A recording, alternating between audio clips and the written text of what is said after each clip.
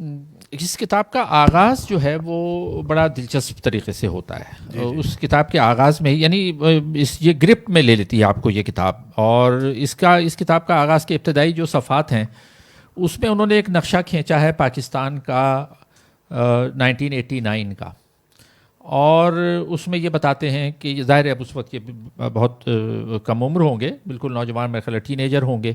تو انہوں نے بتلایا ہے کہ اس زمانے میں ایک انٹرنیشنل گوریلے کے نام سے ایک فلم آئی، اور جو نوجوان جو ہے وہ بڑا جوق در جوق جاتے تھے دیکھنے کے لیے، تو یہ بھی اس کو دیکھنے کے لیے گئے. اور اس میں کہانی یہ تھی کہ وہ اس زمانے میں جو پاکستان میں بے نظیر کی فرسٹ گورنمنٹ تھی، اور اس کو ڈی اسٹیبلائز کرنے کے لیے مولانا کوثر نیازی کو کھڑا کیا گیا تھا. اور اچھا وہ کن لوگوں نے کھڑا کیا؟ یہ انہی لوگوں نے جنہوں نے بعد میں طاہر القادری کو کھڑا کیا، یا اور بہت سارے جو دھرنے ہم دیکھتے رہے ہیں، وہ 40-50 سال سے جو کہانیاں چل رہی ہیں. تو اس زمانے میں کوثر نیازی کو کھڑا کیا گیا کہ بھائی یہ، اور اس زمانے میں جو لوگ تھے وہ بعد میں تو یہ فیض حمید وغیرہ آئے، اس وقت وہ حمید گل جیسے اور اس قبیل کے دوسرے لوگ ہوا کرتے تھے. تو نام چینج ہوتے رہے، حرکتیں وہی ہوتی ہیں.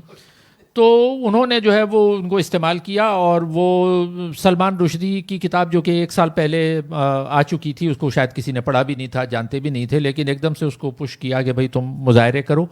اور انہوں نے مظاہرہ کیا، اور وہ یہاں پر جو ہے پراپرٹی کو آگ لگائی، یہ کیا، پورا ایک ملک میں law and order situation create کی گئی مصنوعی طور پر.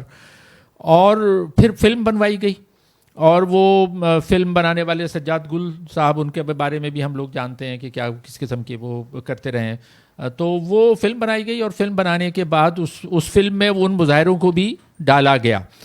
اور اس میں بار بار یہ کہا جاتا ہے کہ پاکستان جو ہے وہ اسلام کا قلعہ ہے، اور مطلب انڈائریکٹلی میسیج یہ تھا کہ یہ جو اسلام کا قلعہ ہے، اس پہ جو ہے اس وقت چونکہ بے نظیر ہیں، تو وہ ایک جو بنیاد پرستی ملک میں ضیاء الحق کے دور سے پھیلائی گئی تھی، بلکہ اس سے بھی پہلے سے اس کو مزید پھیلانا تھا.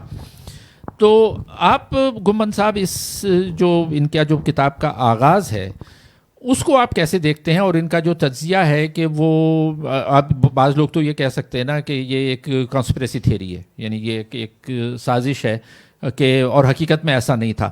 آپ کیا سمجھتے ہیں کہ یہ کتاب کا ایک اچھا آغاز ہے، اس کو ایسے ہی کتاب کو شروع ہونا چاہیے تھا؟ اور جو انہوں نے اس چیپٹر کے شروع کے صفحات میں جو کچھ باتیں بیان کی ہیں، آپ اس سے متفق ہیں تو کیوں ہیں، اور اگر نہیں ہیں تو کیوں؟ تو عامر کا جو آغاز ہے وہ لاجیکل ہے اور اسپونٹینیس ہے، وہ آرٹیفیشل نہیں لگتا، کہ اسی لیے شاید کتاب میں تھوڑی جان ہے.